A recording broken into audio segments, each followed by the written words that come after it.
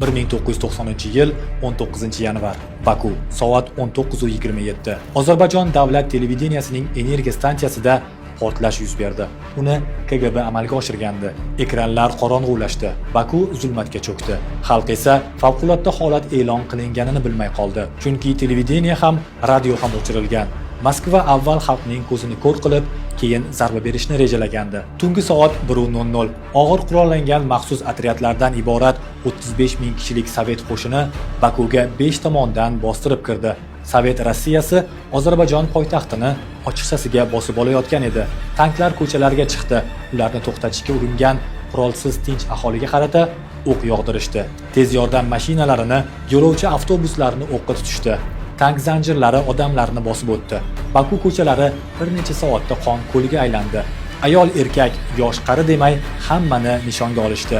Rus askarlari halok bo'lgan ozarbayjonliklarning jasadlarini Kaspiy dengiziga uloqtirib, charchagan harbiy qismlar o'rniga yangilarini tashladi. Sovet qonunlariga ko'ra halok bo'lganlar soni 150 nafardan oshmasligi kerak edi.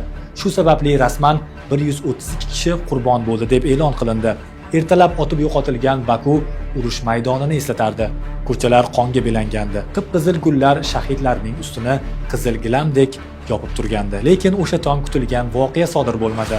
Xalq tarqalmadi. Tanklar qarshisida bosh egmadi. Uylariga berkinmadi. Hech kim sukut saqlamadi. Shahidlarni so'nggi yo'lga munosib kuzatish kerak edi.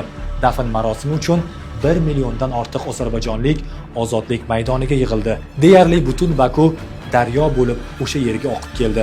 Shahidlar 1918-yili armanlar hujumi natijasida halok bo'lgan vatandoshlarining yoniga Davustu bog'ida dafn etildi. Ota va nevara bir xil g'oya uchun bir xil tuproqda yotibdi.